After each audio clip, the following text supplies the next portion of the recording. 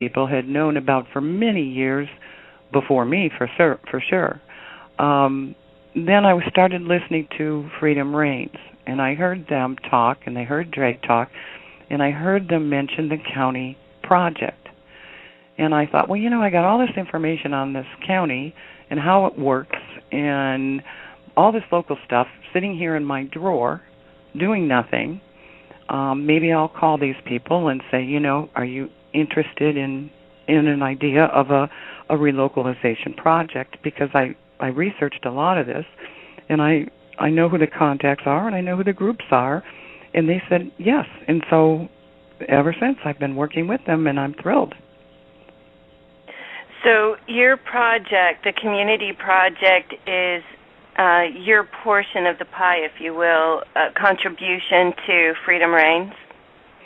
Yeah, at the moment, that's what we're doing, and it's kind of wonderful because when we start talking, when I talk to others who are on the crew, they all have a lot of information, and I was able to put up a wiki site, and I try to expand it all the time.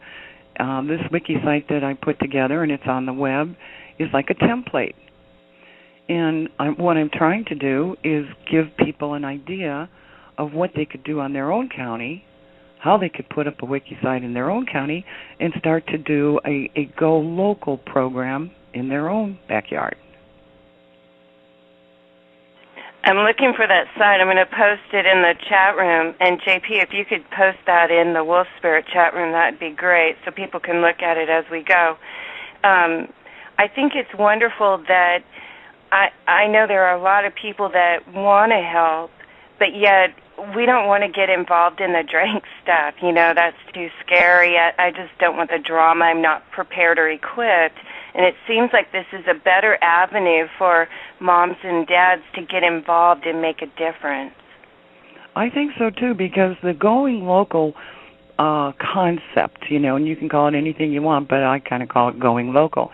It's been ongoing for years. I mean, they were talking about this back in 2005.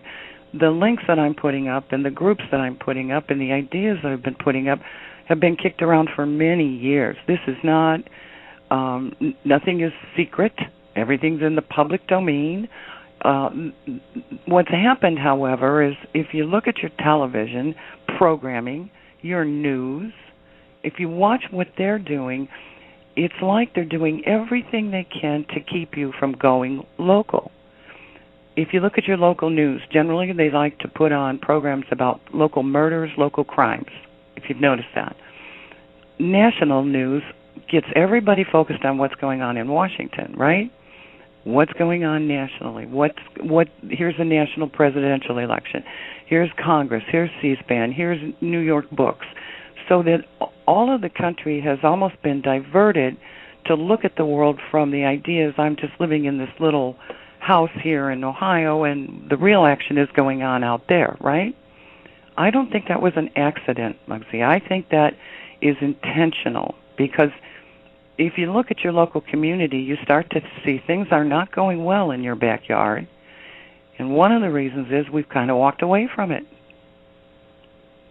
I think it's great because there are so many people out there that have a passion and are very gifted with certain areas of contribution that can really make a difference in our world just by applying it in their own backyards. Absolutely. I mean, the whole idea of going local, when you start to wrap your head around, well, what does this mean? It's an economic model as well. In other words, if you have local businesses, the people who own those businesses, their purchasing power, whatever that might be, stays within the community, right? However, you have a Walmart that comes in, and what does that do? It gives you low-paying jobs, and the real profits go back to Walmart headquarters or the stockholders.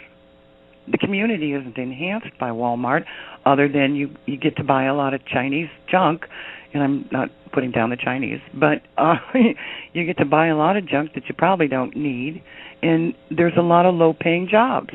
That does not, in fact, that extracts wealth from the community. It does not enhance the community. Whereas a locally owned company, they live there. They're not going anywhere. They care about the community because they live there. They're involved in all the community events. They care about local government. Why? Because they live there. So it's a much better economic model than globalization for sure. I also like this program because it's a way to help those that can't always help themselves. For instance, senior citizens, battered women, homeless people, and let's not forget our Native American brothers and sisters. It seems like those people really have a need, and the only way you're going to know is by getting out and talking to them. That's true, and you're not going to see their need on national TV, right? No, in other words, you won't. Yeah, it's like you have to say, okay, I'm going to stop my focus nationally, and I'm going to actually start doing a research project on my community. Who's here? What are the problems? What's going on? What meetings do I want to attend and start to familiarize myself?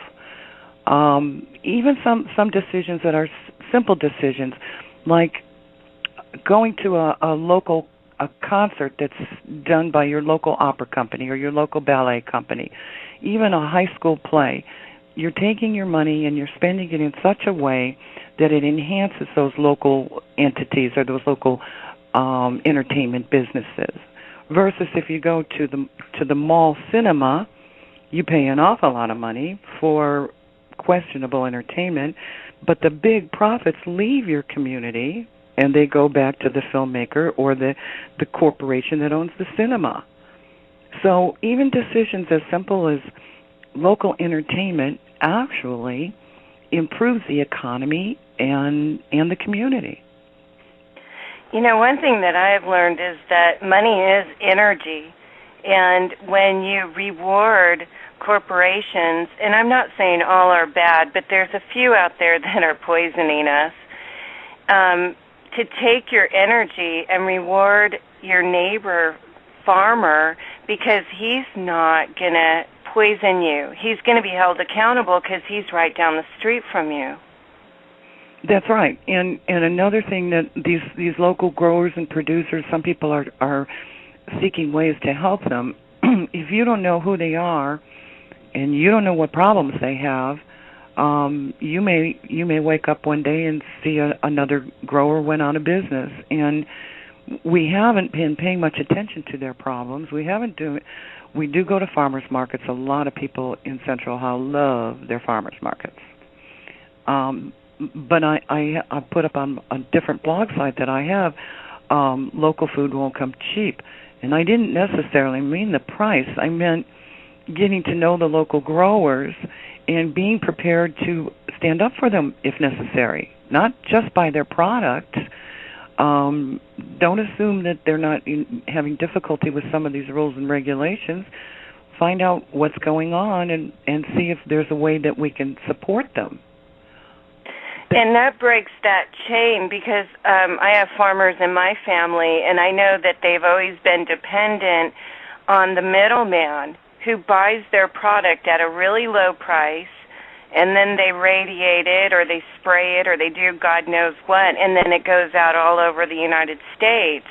This way we could go in and immediately reward the farmer with our energy again, and be able to... You know, when I was a kid, we used to go to the cow farm, and we used to walk in this building that you could see the cows as they were milking it, and at the end, you bought your milk. And you knew exactly how the cows looked, how they were treated. It was great for the kids. It was such a learning experience. I think we need to bring that back. There's no doubt in my mind we need to bring that back. When I was a kid, there was a farm, Sunset Hill Farms, I still remember it. And we used to go, they had exactly what you're talking about. This was just a dairy farm, and you would buy a gallon of milk in a glass gallon with the cream on top. And it was just wonderful. It was fresh. I mean, we just loved it. Well, they went out of business or they were driven out of business.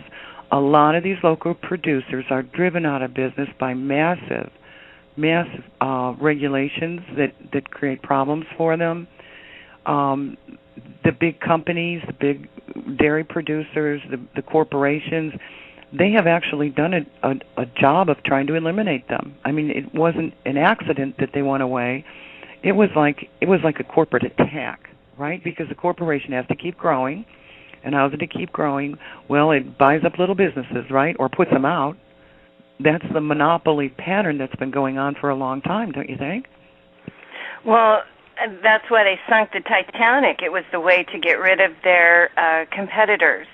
And if they'll go to that extreme, imagine what else they'd do. And yes, that's what we've been under. But since Drake and his buddies are kind of eliminating that, I think that this is going to free us up to bring back these things about our culture that we found as a kid that we loved. I still have my milk bottles. They're in my closet because I have such good memories. I can't even part with the glass bottles.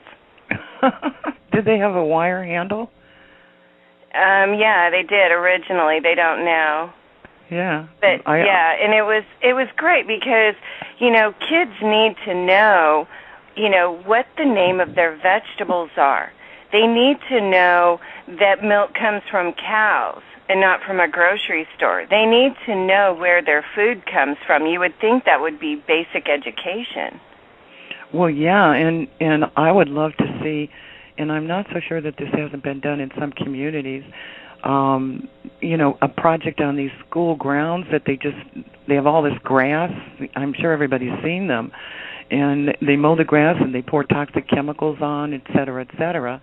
I mean, school projects surely could include gardens. Particularly, it would be wonderful to see schools start projects with gardens that grow food or food products. People probably don't realize the number of ways you can bring food back into your locality. My husband and I hired an architect, a landscape architect.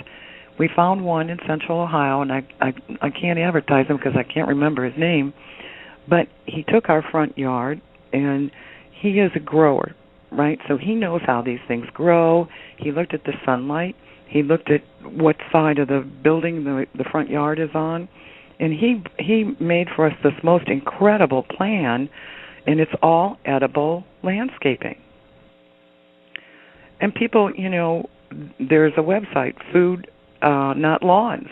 People can go there. This movement has been up and running for quite a while, and a lot of people are not even aware of it.